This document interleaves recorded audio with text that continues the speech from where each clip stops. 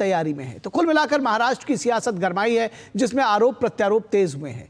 महाराष्ट्र में सियासी हलचल के बीच प्रतिपक्ष के नेता राहुल गांधी ने महाविकास आघाड़ी के नेताओं के साथ प्रेस कॉन्फ्रेंस की।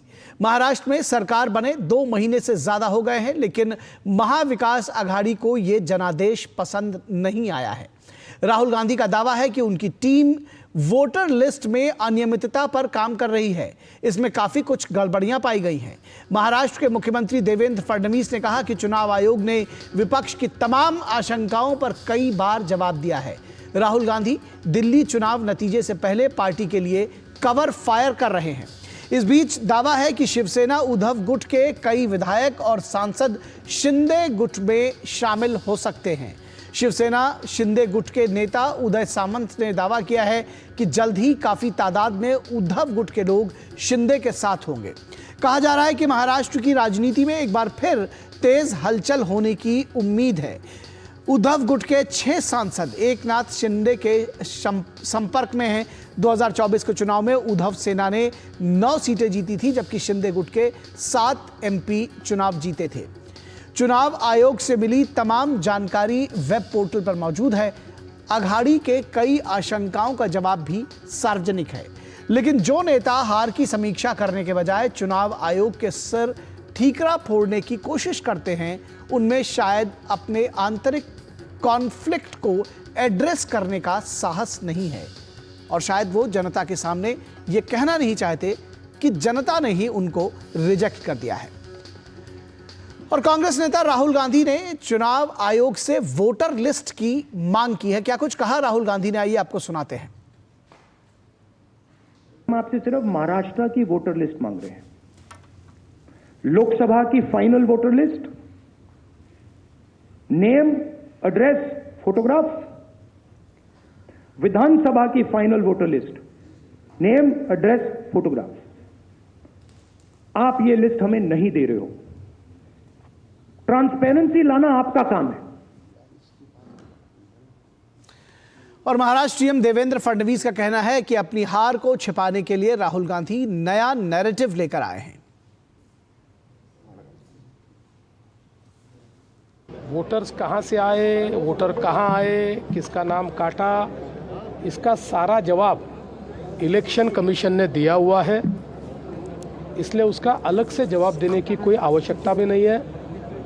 राहुल गांधी एक प्रकार से कवर फायरिंग कर रहे हैं, क्योंकि उनको पता है 8 तारीख को दिल्ली के रिजल्ट के बाद उनकी पार्टी का दिल्ली में नामो निशान समाप्त होने वाला है।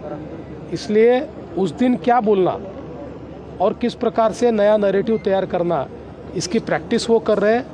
मैंने बार बार ये कहा है कि जब तक वो आत्मचिंतन नहीं करेंगे और केवल अपने मन को झूठी बातें बोलकर अपने मन को बहलाने का प्रयास करेंगे, तब तक उनकी पार्टी का रिवाइवल नहीं हो सकता, कांग्रेस का रिवाइवल नहीं हो सकता। राहुल गांधी अपनी हार का आत्मचिंतन करें। और शिवसेना गुट के जो उद्धव गुट के नेता है, दरअसल अरविंद सावंत का कहना है कि सरकार पर पिछले 3 महीनों से आरोप लग रहे हैं। एक दूसरे पर आलोचना हो रही है, आरोप लगा रहे हैं। मंत्री घोटाले में पकड़ गए हैं, मंत्री अत्याचार में उनके नाम आ रहे हैं, भ्रष्टाचार में नाम आ रहे हैं।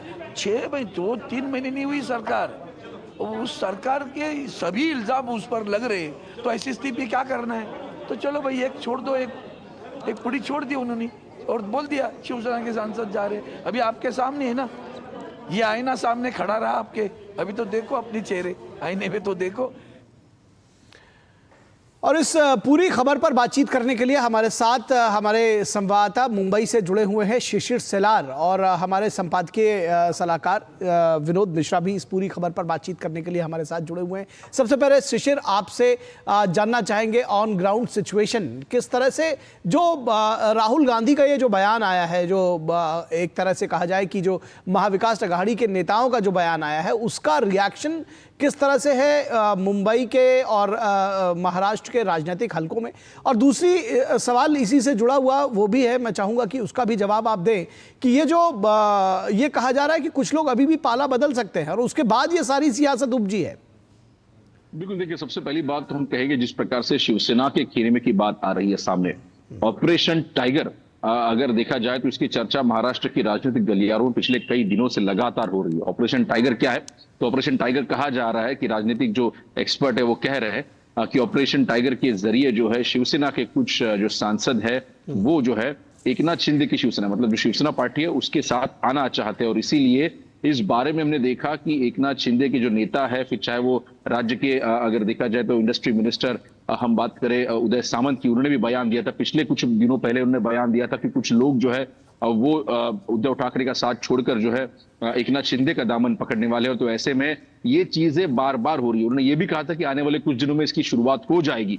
इससे पहले भी हमने देखा कि कुछ जो पार्टी कार्यकर्ता है ठाकरे गुट के कोंकण में, वहां पर जो है उन्होंने एकनाथ शिंदे पार्टी में प्रवेश किया था। तो इसकी शुरुआत हो चुकी है, जो पार्टी लेवल के कैडर है उनसे शुरुआत हो चुकी है।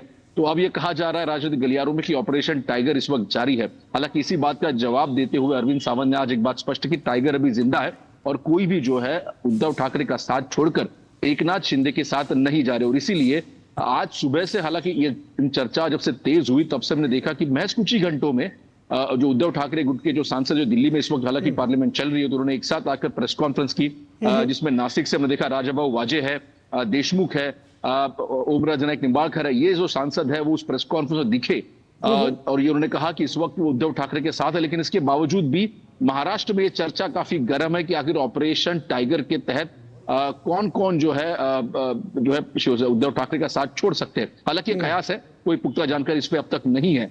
जहां तक बात करें आज राहुल गांधी के प्रेस कॉन्फ्रेंस की, तो कहीं ना कहीं पिछले कई दिनों से लगातार कांग्रेस की तरफ से और साथ ही साथ शिवसेना हो या फिर एनसीपी हो, इनकी तरफ से कहा जा रहा था जो जीत प्रचंड महाराष्ट्र में मिली है उसके पीछे कहीं ना कहीं वो दोष दे रहे हैं कि किस प्रकार से चुनाव आयोग ने अपना काम सही नहीं किया, ये उनके आरोप है।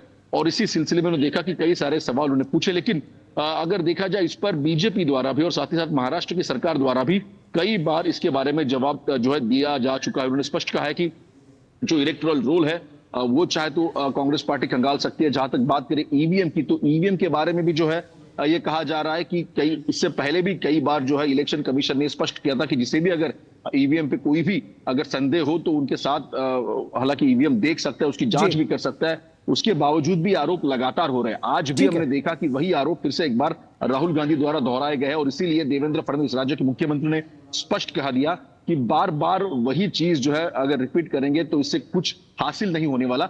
हार के पीछे क्या कारण है, उस कारण की कारण मीमांसा करना काफी जरूरी है, ये उन्होंने इस बारे में कहा है। जी ठीक है।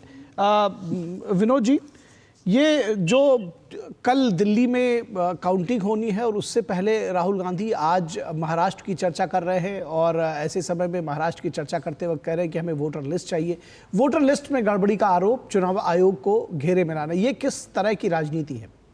इम्पोर्टेंट यही है कि जो आपने टाइमिंग बताया है, तो ये सवाल देवेंद्र फडणवीस जो आज पूछ रहे हैं कि क्या राहुल गांधी कल के नतीजे से पहले अपने लिए कवर फायर कर रहे हैं, तो कवर फायर करने का एक ये पुराना स्टाइल है कि आप अपनी चीज़ों को समीक्षा, अपनी पार्टियों के समीक्षा करने के बजाय आप सीधे सीधे इलेक्शन पे कमीशन पे फर्जी फाड़ दो। अब ये महाराष्ट्र की जो बात अभी शिशिर कह रहे थे कि अब ये देखिए कि महाराष्ट्र में अलग अलग किस तरह की बात है। राहुल गांधी लगातार इलेक्शन कमीशन और इलेक्टोरल रोल की चर्चा कर रहे हैं और उस पर ये आरोप लगा रहे हैं। उद्धव ठाकरे कह रहे हैं कि ईवीएम में गड़बड़ी हुई थी। शरद पवार का कहना कुछ और है। शरद पवार कहते हैं कि अपने अपने पार्टी को भी संभालो भाई। अब सवाल ये है कि आप अलग अपने महाविकास आघाड़ी में पहले एक राय तो बनाइए कि गड़बड़ी कहाँ थी, और उसके बजाय अगर आप सीधे सीधे हर समय इलेक्शन कमीशन के सामने में आ जाते हैं, एक सवाल खड़ा करते हैं, तो मुझे लगता है कि ये आत्मचिंतन कांग्रेस नहीं कर पा रही है कि आपका जो एक फार्मूला पॉलिटिक्स था, संविधान बचाओ, आरक्षण खतरे में, लोकतंत्र खतरे में है, वो उसकी एक उम्र थी और हरियाणा में इसकी उम्र खत्म हो गई। आप उसी को लेके फिर महाराष्ट्र में गए तो क्या आपको जिंदा कर सकते थे उसको? आपके पास कोई ठोस रणनीति नहीं है इलेक्शन के लिए, आपके पास कोई जनता के सामने में कोई एक रोड मैप नहीं है, और आप रोज एक संविधान लाल पॉकेट किताब एक पॉकेट में ले लो और लोगों को कहो कि लोकतंत्र खतरे में है, संविधान खतरे में है, और आप इन चीजों को लेके आप कहोगे कि जनता आपके साथ में सीधे उठ के चली आएगी। तब आप इस आत्मचिंतन करने के बजाय आप इलेक्शन कमीशन से पूछते पूछने लगते हैं, तो एक बार उसके पोर्टल पे जाके देख लीजिए। जिस आप बूथ की बात कर रहे हैं, इलेक्शन कमीशन ने कई बार, चीफ इलेक्शन में राजीव कुमार ने प्रेस कॉन्फ्रेंस करके बताया है कि भाई आप देखिए उसमें कितना इलेक्ट्रल बूथ में पोल इसमें वहां पे रोल में रखा गया है नाम। तो आप जो इस तरह की मनगढ़ंत और सोशल मीडिया की खबरें उठा के और सीधे सीधे इलेक्शन कमीशन पे आरोप चस्पा करते हैं, वो जमाना गया। आपको कम से कम एक ठोस एक सबूत के तौर पे आना पड़ेगा, और आपको, आपके सामने में कोर्ट है, आप जितने आरोप लगा रहे हैं, अच्छा, चुनाव उसके बजाय आप सीधे कोर्ट जा सकते हैं कि यार इसमें ये गड़बड़ी है। जी विनोद जी, ये लगातार आपने देखा है कि जिस तरह से करें कि 5 महीने में 32 लाख वोटर्स बढ़ गए, 5 साल में 39 लाख वोटर्स बढ़े थे।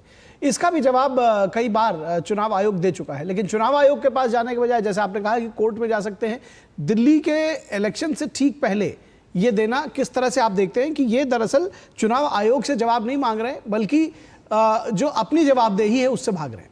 डेफिनेटली, मैं यही चीज आपको शिशिर बेहतर बताएंगे कि संगठन के रूप में आप अगर देखिए कि सबसे पहले कांग्रेस के जो प्रदेश अध्यक्ष है नाना पटोले ने वो एक तरह से रिजर्वेशन का ऑफर दिया था उसी दिन, जिस दिन इनकी एक जबरदस्त पूरे महाविकास की हार हुई थी।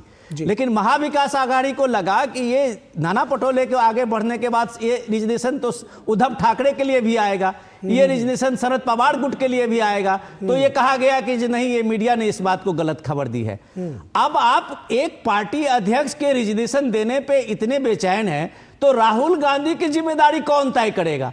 जी, आप सिर्फ जिम्मेदारी से भाग रहे हैं और इसलिए ये कवर फायर दे रहे हैं, जो कि कल दिल्ली का नतीजा आने वाला है, और नतीजा क्या होगा वो एग्जिट पोल के आंकड़े तो सबके सामने में है। ठीक है शिशिर, ये जो वहां पर एक बदलाव की बात कही जा रही है और कहा जा रहा है कि अब जो ऑपरेशन टाइगर आपने जिसका जिक्र किया है, क्या शिवसेना उद्धव की तरफ से भी इसमें कुछ रिएक्शंस मिले हैं?